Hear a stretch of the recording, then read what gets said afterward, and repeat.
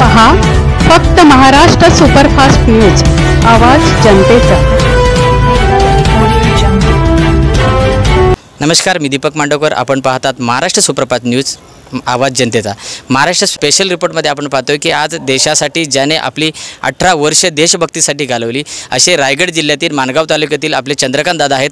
खऱ्या अर्थानं त्यांची लाईफ काय, कशा पद्धतीनं त्यांचं आयुष्य घालवलं आपण थोडक्यात थेट त्यांच्या माध्यमातून जाणून घेऊया की असा हा विकास पुरुष आहे जे गावाच्या लोकांच्या माध्यमातून आपण ऐकून घेतलेलं आहे। थेट त्यांच्यापर्यंत जाऊन आपण विचार करूया की कशा पद्धतीनं आहे। साहेब, सर्वप्रथम आज ते तुमची रिटायरमेंटसुद्धा आहे आणि आत्ताच गावाच्या माध्यमातून तुम्हाला माहिती पडलं की तुम्ही गावासाठी एक विकास पुरुष आहेत।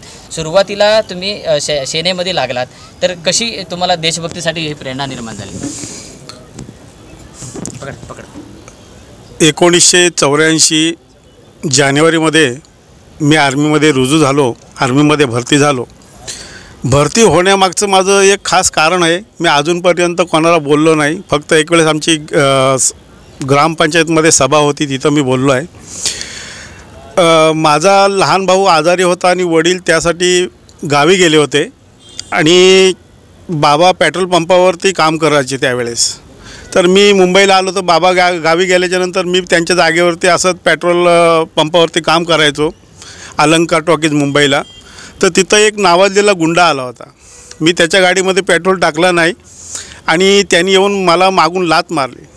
लात मारल्याच्यानंतर माझ्या मनात एवढी चीड उत्पन्न झाली की ह्याला मी सोडणार नाही आणि त्या रागाच्या भरातच मी दररोज प्रॅक्टिस करायचो आणि असे करून मी भरती झालो। आणि त्यावेळेस मी परत त्या जागेवरती गेलो, पण मला कळलं की तो गुंडा आहे तिथून, तो त्याचा जो अलंकार टॉकीजमध्ये ऑफिस होता तो तिथून गेलेला आहे आणि तो गुंडा पण तिथं नव्हता। तो मी सोडबुद्धीनेच तिथं गेलो होतो त्यावेळेस। आणि धन्यवाद साहेब। आता 18 वर्षे तुमची जी लाईफ आहे, त्या 18 वर्षानंतर आज तुम्ही रिटायरमेंट झाल्यानंतर अजून तुमचं त्यानंतर रिटायरमेंट नंतरची लाईफ कशा पद्धतीची आहे तुमची? आताची रिटायरमेंट माझी, मी बँकेमध्ये भरती झालो, बँकेमध्ये सुद्धा 18 वर्ष नोकरी झाली आणि आर्मीमध्ये सुद्धा माझी 18 वर्ष नोकरी झाली। आता याच्या पुढं नोकरी करणं तर शक्य नाही, फक्त एवढं आहे की आपलं तब्येत स्वास्थ्य पूर्ण चांगलं सांभाळायचं, आपल्या घराकडं थोडंसं लक्ष द्यायचं। अजूनपर्यंत घराकडं जास्त मी लक्ष द्यायचो नाही, मला हे समाजकारणामध्ये जास्त इंटरेस्ट असायचा। गावाच्या विकासासाठी हे माझं जास्त माझ्या मनामध्ये असायचं की मी ज्या भूमीमध्ये जन्म घेतला ती भूमी बाकीच्या गावांपेक्षा वेगळी दिसली पाहिजे, असं माझ्या मनामध्ये आज पण आहे आणि ह्याच्या पुढेही राहील, ह्याच्या अगोदरही होतं। आणि मी माझ्या घराचं बघता बघता म्हणजे त्यासोबत मी गावाचा सुद्धा विचार करणार आहे, समाजाच्या सुद्धासाठी मी माझं कार्य चालू ठेवणार आहे। बरं, आता ग्रामीणमधल्या लोकांबद्दल तुमचं मी ऐकलं की तुम्ही काहीतरी वेगळं परिवर्तन सुद्धा गावामध्ये तुम्ही केलेले आहे, बघा विचार तुम्ही गावामध्ये मांडले। वेगळं परिवर्तन करायच्या अगोदर कसं असं, गाव हा सुरुवातीला बघाल तर गाव एकत्र नसतो। सगळ्यात पहिलं गावाला एकत्र करणं हे जरुरी असतं आणि तेच मी केलं। ज्या वेळेस गावाला एकत्रित केलं त्याच्यानंतर सगळं गावाची कामं हळूहळू होत राहिली। जोपर्यंत गाव एकत्र येत नाही, समाज एकत्र येत नाही, तोपर्यंत तुमची कोणतीही कामं होत नाही, हे मला पहिलं माहिती होतं। कारण मी लीडरशिप कोर्स आर्मीमध्ये असताना केला होता, त्याच्याबद्दल मला पूर्ण माहिती होतं की जर कोणतं काम करायचं असेल तर सगळे एकजूट होणं जरुरी आहे।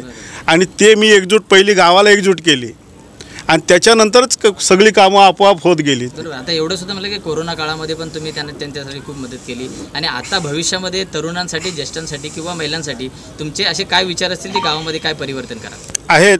जसं आमच्या गावाच्या खालची जागा आहे, त्याच्यामध्ये गावाची ज्याची जागा होती त्यांनी हक्क सोडला होता आणि तो सोडल्याच्या नंतर आम्ही मुंबई मंडळाने पुढाकार घेऊन त्या जागेवरती आम्ही स्वतःहून केस टाकलेली आहे। आणि आमच्या बाजूला मुसलमानचे गाव आहे, त्या गावाचा एक मुसलमान आहे, त्यांनी ती जागा हडप केली, पण ते आम्ही मुंबईवाल्यांच्या लक्षात आलं आणि त्या जागेसाठी आम्ही दावा केला। आज ती केस आम्ही चालू केलेली आहे, दंडाधिकारी पण केस आणि कोर्टात पण केस टाकलेली त्याच्यावरती। आता तो आमच्याकडे सेटलमेंट करायला बघतो, पण आम्ही ते सेटलमेंट करत नाही। आणि ती जागा घेतली तर आमचं उद्देश हे आहे की मुलांना खेळण्यासाठी तिथं क्रिकेट ग्राउंड बांधायचं, कारण 13 एकरची जागा आहे ती। सगळ्यात पहिलं मुलांना क्रिकेटचं ग्राउंड बांधायचं आणि त्याच्यासोबत लागून जे वयस्कर आहेत त्यांना जे गार्डन टाईप असतं ते तिथं बनवायचा आमचा विचार आहे. बरोबर. एक तुम्ही आदर्श गावासाठी ठेवलाय, तर जे तरुण मंडळी आहे जे आता त्यांना देशभक्तीसाठी किंवा देशासाठी स्वतःला काहीतरी अर्पण करायचं झालं, तर त्यांच्यासाठी एक तरुण मंडळीसाठी तुम्ही काय संदेश द्याल? कसं आहे, तरुण पिढी अजून त्या साईडला वळत नाही आमच्या गावाकडची. बरोबर. आमच्या गावाकडची तरुण मंडळी जास्तीत जास्त काय आपलं 10वी-12वी शिकलं का मुंबईला येणार, तिकडंच आपलं काही ना काहीतरी कामं करत राहणार. पण आर्मीसाठी आपण जावं किंवा पोलीस भरतीमध्ये जावं असं होत नाही. आणि त्याच्यामध्ये कसं आहे, आता पहिल्यासारखं नाही, आता पैशाचा खेळ आहे. आणि गावाकडचं कसं आहे, तकरीबन लोक आहे ती आपल्या कमी लेवलची असतात, म्हणजे पैसा तेवढा नसतो. आणि 5-5, 6-6 लाख रुपये द्यायचं म्हणलं तर प्रत्येकाच्या आईवडिलाला जमत नसतो. त्याच्यामुळं पोरं त्या साईडला वळत नाहीत. ते मग येऊन आपलं नॉर्मल कामं करून आपला गुजारा करतात. बरोबर. आता तुम्ही म्हणता की एक समाजसेवक म्हणून मी गावासाठी संपूर्ण आयुष्य मी माझं हे करणार आहे, अर्पण करणार आहे, तर थोडक्यात अजून गावातल्या काय काय सुविधा बाकी आहेत असे तुम्हाला वाटते त्याच्यामध्ये परिवर्तन करावं? गावामध्ये आतापर्यंत बऱ्याच साऱ्या सुविधा आम्ही केलेल्या आहेत. आता काही स्कीम म्हणजे महिलांसाठी जे गृहउद्योग जे असतात ते आमच्या गावामध्ये बाकी आहे आणि ते आम्ही हळूहळू चालू करू अशी अपेक्षा आहे आम्हाला. आणि बाकी पुरुषांसाठी तर गावामध्ये पुरुष कमी आहेत, तिकडं कोणतीही योजना राबवू शकत नाही, कारण आहेत ते सगळे वयस्कर आहेत. कारण गावाकडं कुठं नोकरीधंदा करण्यासारखं काही नाही तिकडं. अच्छा. त्याच्यामुळं पुरुष मंडळी कमी आहे, थोड्याफार महिला आहेत, त्या कोणत्या तरी कोणता गृहउद्योग करू शकतात आणि ते आम्ही करू असा आमचा विचार आहे. धन्यवाद साहेब की आतापर्यंत तुमच्या जी लाईफ आम्ही बघितली, खरंच अतिशय उत्तमरित्या तुम्ही हे तुमचं आयुष्य तुम्ही देशभक्तीसाठी म्हणा किंवा गावातल्या लोकांसाठी तुम्ही अर्पण करताय. आज तुम्ही पंजाब नॅशनल बँकेतून आज सेवानिवृत्ती झालेली आहेत. आमच्या चॅनलच्या माध्यमातून सुद्धा आम्ही तुम्हाला शुभेच्छा देतो. काही ग्रामस्थसुद्धा तुमच्याबद्दल एक मत व्यक्त करतात, आपण त्यांच्या माध्यमातून जाणून घेऊया. धन्यवाद सर. एक ग्रामस्थ म्हणून आता तुम्ही तुमचं मत व्यक्त केलं की दादांसंदर्भात तुम्ही ग्रामस्थ म्हणून त्यांचा आदर्श तुमच्या संदर्भात काय? सर्वप्रथम एक आर्मीमॅन जर एवढं करू शकतो तर मग बाकीचे का नाही करू शकत. आणि आज आमच्या गावातली ही एकमेव व्यक्ती आहे जी आर्मीत जाऊन आणि आज या लेवलला आलेली आहे. तर त्यांच्या मार्गदर्शनाने आणखी गावातील जी कोण तरुण मुलं येतील, आत्तापर्यंत नाही आली, उद्या माझा मुलगा येईल किंवा आतल्या मधल्या काळात जी कोण मुलं येतील तर त्यांनी आर्मीत जावं, पोलीस खात्यात जावं. देशसेवा आणि गावाची सेवा हे व्हायला पाहिजे. तसंच आमच्या गावी आणखी एक मुलगी आहे कावेरी तुब्बड म्हणून, तर तिला कुठेतरी आम्ही सपोर्ट करतो आहे जेणेकरून या गावातील ती पहिली मुलगी होऊ शकते जर तिने पण प्रयत्न केले तर. आम्ही तर सोबत आहोतच, हे मंडळ हे गाव सोबत आहे तिच्या. तर ती या गावातली पहिली मुलगी होऊन तिने पोलीस खात्यात मिलिटरीमध्ये कुठेतरी जाऊन या गावाचं नाव रोशन करावं. आतापर्यंत तुम्ही म्हटलेत की चंद्रकांत दादानी यांनी तुमच्यासाठी एक आधारस्तंभ आहे, गावासाठी एक आधारस्तंभ आहे, तर थोडक्यात आधारस्तंभ संदर्भात त्यांच्याविषयी काय सांगा? प्रत्येक गावात कुठे ना कुठे वादविवाद असतात. ते वादविवाद लोक काय करतात की त्या वादविवादाचा फायदा घेतात आणि कुठेतरी मी मोठा.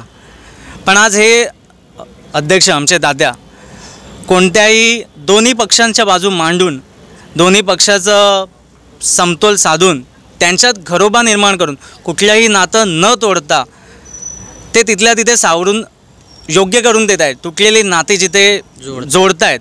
धन्यवाद. आधारस्तंभ तिथूनच सुरुवात होतो आहे. जसं आज ते ह्या माऊली आमच्या आत्या आज त्या तात्यांबरोबर खंबीर आहेत, त्या त्यांच्या पाठीशी खंबीर आहेत, आधारस्तंभ आहेत त्यांचा. तर त्याच पद्धतीने त्यामुळे ते पुढे जाऊ शकतात आणि तसाच आधारस्तंभ आमच्या गावाला प्रत्येक बाबतीत आहेत. त्यामुळे पुन्हा एकदा त्यांचे खूप खूप आभार.